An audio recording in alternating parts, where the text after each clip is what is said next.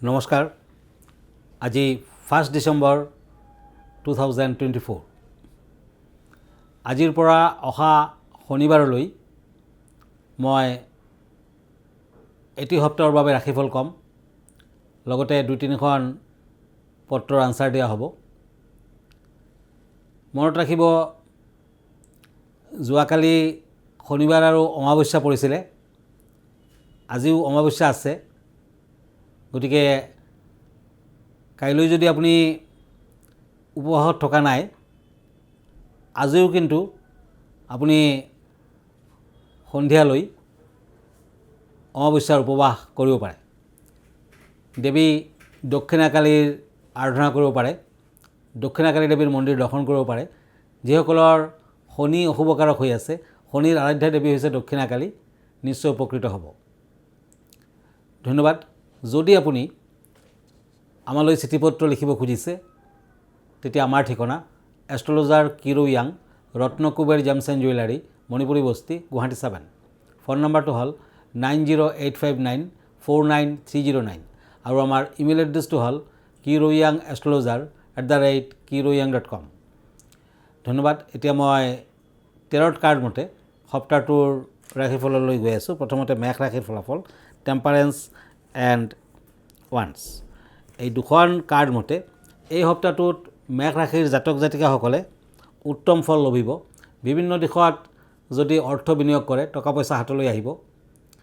ব্যৱসায় বাণিজ্যত শুভ ফল পাব, কিন্তু দেহাৰ ফালেদি কিছু আমনি, পেটৰ বিষত ভুগিব পাৰে, পেটৰ বেমাৰ আজাৰত ভুগিব পাৰে, সাৱধান হওক।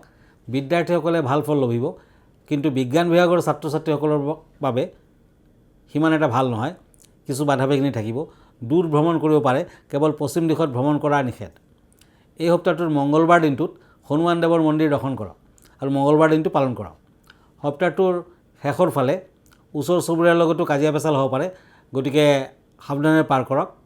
বাকী দিশত সিমান বেয়া নহয়। এইটো সপ্তাহৰ লাকি কালাৰ হ'ব red and orange, lucky number হ'ব 1। এতিয়া আহিছোঁ বৃষ ৰাশিলৈ, টৰাছ, পেজ অফ শ্বৰ্টছ এণ্ড চেৰিয়ট। এই দুখন কাৰ্ড মতে সপ্তাহটোত বিভিন্ন দিশত বিশেষকৈ কৰ্মৰ ক্ষেত্ৰত পদোন্নতিৰ যোগ দেখুৱাই আছে। অৱশ্যে প্ৰবঞ্চকৰ দ্বাৰা ধন হানিৰ যোগ প্ৰবল, গতিকে সাৱধান হওক, নতুবা বিপদত পৰিব। শাৰীৰিক সমস্যা ভোগ কৰিব লাগিব। বিশেষকৈ সপ্তাহটোৰ মাজভাগৰ পৰা লাহে লাহে শাৰীৰিক সমস্যাই দেখা দিব পাৰে, গতিকে সাৱধান হওক। বিদ্যাৰ্থীসকলে ভাল ফল পাব, ভাল সুযোগ পাব, বিভিন্ন ধৰণৰ সুযোগ সুবিধা আহিব। নিবনুৱাসকলৰ কাৰণেও ভাল, যদি ইণ্টাৰভিউ আদি আছে তেতিয়া নিবনুৱাসকলৰ ভাল হ'ব। এই সপ্তাহটোৰ একেবাৰে শেষৰ ফালে ড্ৰাইভিং নকৰাই ভাল হ'ব, সৰু সুৰা দুৰ্ঘটনাৰ যোগ দেখুৱাই আছে, যাত্ৰা কৰোঁতে সাৱধান হওক। বৃষ ৰাশিৰ জাতক জাতিকাসকলে এই সপ্তাহটোত হনুমান দেৱৰ মন্দিৰ, শনি মন্দিৰ আদি দৰ্শন কৰক, পূজা পাতল আগবঢ়াওক, নিশ্চয় ফল দিব। লাকি নাম্বাৰ হ'ব 3, লাকি কালাৰ হ'ব অফ হোৱাইট। এতিয়া আহিছোঁ মিথুন ৰাশিলৈ, জেমিনি, নাইট অফ ওৱান্স এণ্ড শ্বৰ্টছ।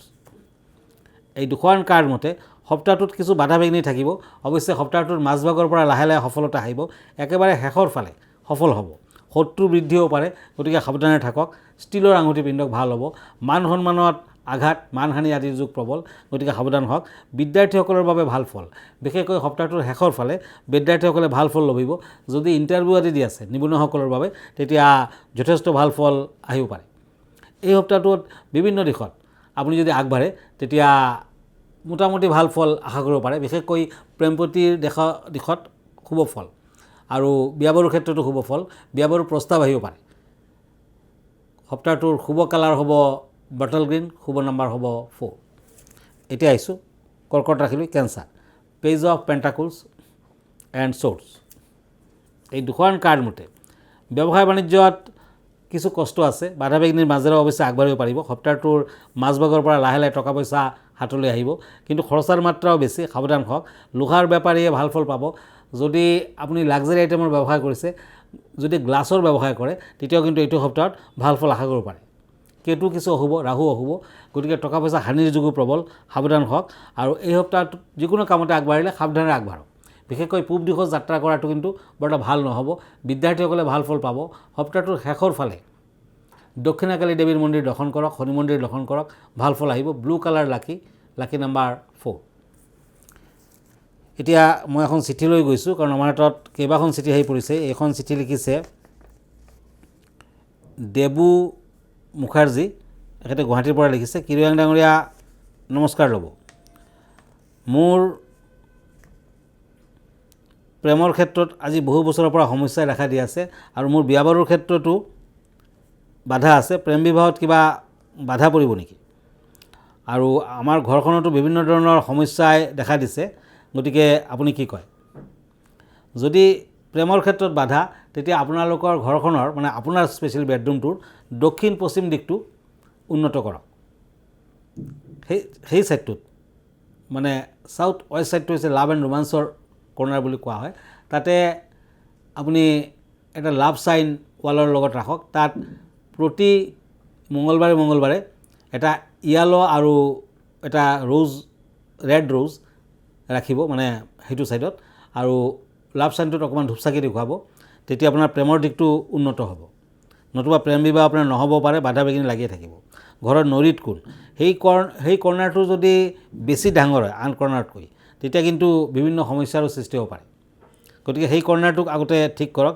সেইবিলাক বেড এফেক্ট আপুনি যদি বাদ দিব খুজিছে, তেতিয়া তাম, ৰূপ, সোণ আৰু ষ্টীলৰ নাগ নাগিনী বনাব পাৰে, আৰু সেইটো ছাইডত ৰাখি থওক, নতুবা এযোৰ ৰাখি থওক আৰু ৰেগুলাৰলি প্ৰাৰ্থনা কৰক, ধূপচাকি দেখুৱাওক। তেতিয়া সেই ছাইডটো ষ্ট্ৰং হ'ব। তেতিয়া অন্যান্য দিশতো যিবোৰ বাধা বিঘিনি আহি আছে, সেইবিলাকৰ ফালৰ পৰা আপুনি হাত সাৰিব পাৰিব। তেতিয়াহে আপোনাৰ প্ৰেম বিবাহ সম্ভৱ। ধন্যবাদ। এতিয়া আৰু এখন চিঠিলৈ গৈছোঁ। এখেতে লিখিছে যে আজি বহু বছৰৰ পৰা মোৰ বিভিন্ন ধৰণৰ সমস্যাবোৰ আহি থাকে, কিন্তু ক'তো তেনে ছাকচেছ নাপাওঁ। টকা পইচা আহিলেও নষ্ট হয়। মই ব্যৱসায় কৰোঁ, এতিয়া কি কৰিব লাগিব? আপুনি এটা কাম কৰিব, যেতিয়াই আপুনি খাবলৈ বহিব, তেতিয়া নিজৰ খোৱা বস্তুৰ পৰা অকণমান বস্তু আপুনি আগতীয়াকৈ খোৱাৰ তেতিয়া মানে ফাৰ্ষ্ট টাইমতে আপুনি অকণমান বস্তু ৰাখি থ'ব, আৰু ক'লা ৰঙৰ কুকুৰ নতুবা মেকুৰীক আপুনি নতুবা কাউৰীক খাবলৈ দিব। সেইটো ৰেগুলাৰলি সেই কামটো কৰি থাকক। আৰু গণেশৰ পূজা পাতল কৰক। গণেশদেৱক সন্তুষ্ট কৰিব পাৰিলে আপোনাৰ ব্যৱসায় বাণিজ্যৰ ক্ষেত্ৰতো ভাল ফল আশা কৰিব পাৰে। আপোনাৰ জীৱনত কিন্তু 42 মান এজৰ পৰা বহুত উন্নতি হ'ব। গতিকে সিমান চিন্তাৰো কাৰণ নাই। পাৰিলে ব্যৱসায় বাণিজ্যৰ কাৰণে এটা পান্না ৰত্ন পিন্ধক। যিকোনো ব্যৱসায়ীয়ে পান্না পিন্ধিব লাগে। ভাল পান্না যদি হয়, তেতিয়া কিন্তু গ্ৰাছ গ্ৰীণ কালাৰৰ পান্না সোনকালে ফল দিব। আৰু পাৰিলে আপুনি বুধবাৰে গণেশ মন্দিৰ দৰ্শন কৰক, লাড্ডু প্ৰসাদ হিচাপে আগবঢ়াব, ধূপচাকি আগবঢ়াব। তেতিয়া গণেশদেৱৰ কৃপা লাভ কৰিব পাৰিব, সকলো দিশতে ফল পাব। ধন্যবাদ। এতিয়া আকৌ ৰাশিফললৈ গৈছোঁ। এতিয়া দুখন কাৰ্ড লৈছোঁ, পেণ্টাকলছ এণ্ড কাপছ। সিংহ ৰাশি, লিঅ'। এই দুখন কাৰ্ড মতে সফলতা আহিব আৰু ভাল ফলে পাব, টকা পইচাও হাতলৈ আহিব, কিন্তু স্বাস্থ্য পাতি মধ্যম, কিছু অশুভ দিশো দেখুৱাই আছে। ঘৰখনৰ প্ৰৱেশদ্বাৰত শনিবাৰ আৰু মঙলবাৰ দিনা ধূপচাকি দেখাওক, গংগাজল ছটিয়াওক, ভাল হ'ব। জীৱনত উত্থান পতন যেন আপুনি অনুভৱ কৰিব। এইটো সপ্তাহত প্ৰেম প্ৰীতিৰ ক্ষেত্ৰত যথেষ্ট অশুভ ফল। সপ্তাহটোৰ শেষৰ ফালে ভৰিত আঘাত পোৱাৰ যোগ প্ৰবল। শনি মংগল দুটাই অশুভকাৰক হৈ আছে, গতিকে সাৱধান হওক। পাৰিলে মংগলৰ বাবে হনুমানদেৱৰ মন্দিৰ দৰ্শন কৰক, শনিৰ বাবেও হনুমান দৰ্শন কৰক, নিশ্চয় ফল পাব। এই সপ্তাহটোৰ শেষৰ ফালে আপুনি যদি ভ্ৰমণ কৰে, তেতিয়া পূব আৰু দক্ষিণ দিশটো বৰ্জন কৰক, আৰু ভ্ৰমণ নকৰাই ভাল হ'ব। কাৰণ সৰু সুৰা দুৰ্ঘটনা, দেহাৰ ফালে যদি বেমাৰ আজাৰ তেনেকুৱা দেখুৱাই আছে। বিদ্যাৰ্থীসকলৰ মধ্যম ফল। এতিয়া আহিছোঁ কন্যা ৰাশিলৈ, পেণ্টাকলছ এণ্ড ছৰ্ডছ। এই দুখন কাৰ্ড মতে যাত্ৰা কৰোঁতে সাৱধান হওক, আৰু এই সপ্তাহটোত বিভিন্ন দিশতে সাৱধান হ'ব লাগিব। টকা পইচা হাতলৈ আহিলেও খৰচাৰ মাত্ৰা অত্যাধিক হ'ব। ভ্ৰমণ নকৰাই ভাল হ'ব একেবাৰে। ড্ৰাইভিং নকৰা ভাল হ'ব, কাৰণ সৰু সুৰা দুৰ্ঘটনাৰ যুগ আছে। সপ্তাহটোৰ মাজভাগৰ পৰা আপুনি ব্যৱসায় বাণিজ্যত আগবাঢ়িব পাৰে। খাদ্যদ্ৰব্যৰ ব্যৱসায়ত বিশেষ উন্নতি কৰিব।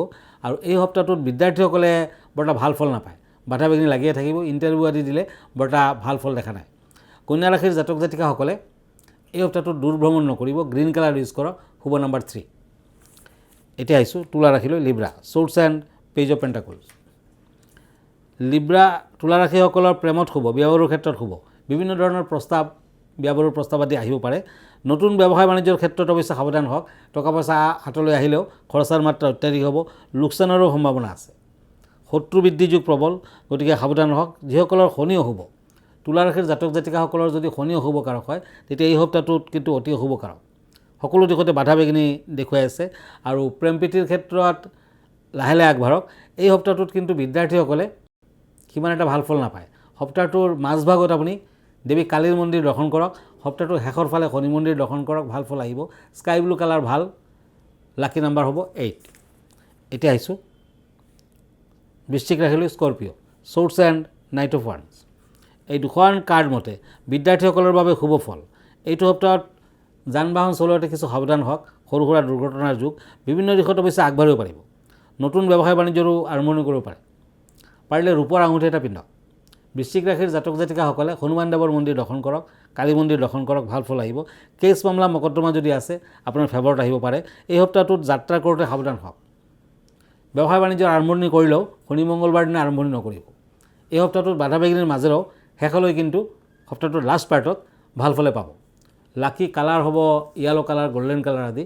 লাকি নাম্বাৰ হ'ব 7। এতিয়া আহিছোঁ ধনু ৰাশিলৈ, চেৰিয়াছ, পেজ অফ ছৰ্ডছ এণ্ড চেৰিয়ট। এই দুখন কাৰ্ড মতে শত্ৰু বৃদ্ধিৰ যুগ প্ৰবল, কাজিয়া পেচালৰ সৃষ্টি হ'ব পাৰে।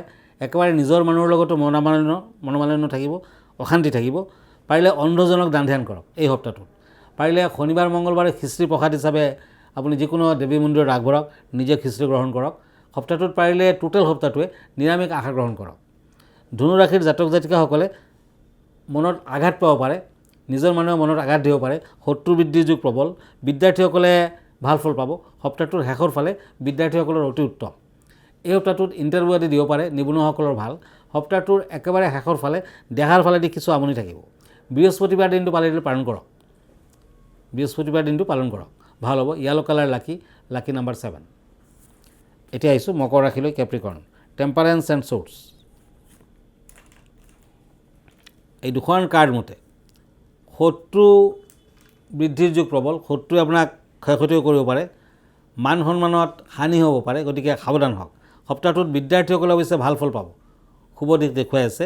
আৰু এইটো সপ্তাহত ক'ৰবাত যদি ইনভেষ্ট কৰে তেতিয়া কিছু সাৱধান থকা ভাল, চাই চিতি ইনভেষ্ট কৰক।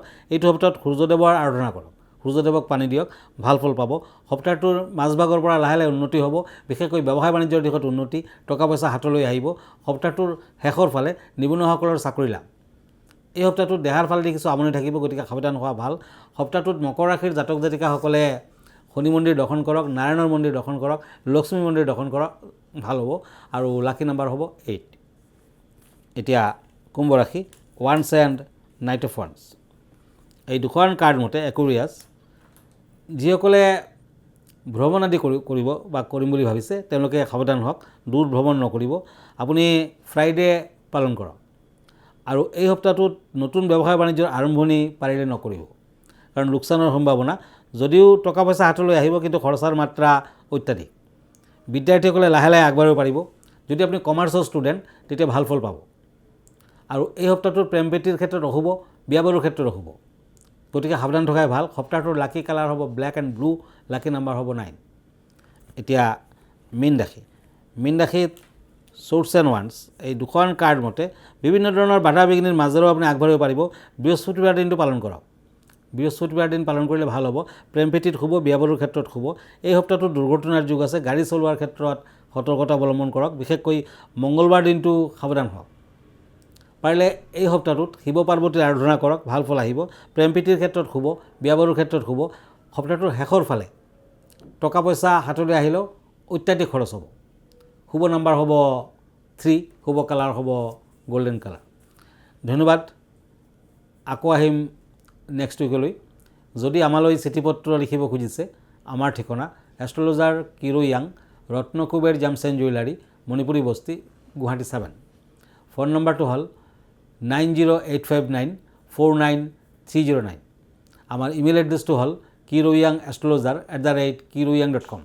যদি আপুনি ব্যক্তিগতভাৱে মোৰ লগত লগ ধৰিব খুজিছে তেতিয়া আগতীয়াকৈ টেলিফোন কৰি আহিব, তেতিয়া সুবিধা হ'ব। আৰু যদি আপুনি ফেচবুকত মোক লগ পাব খুজিছে, কিৰোয়াং ৰত্নকুবেৰ পেজত পাব। ইনষ্টাগ্ৰামত মই আছোঁ, ইউটিউবতো আছোঁ। ধন্যবাদ, নমস্কাৰ।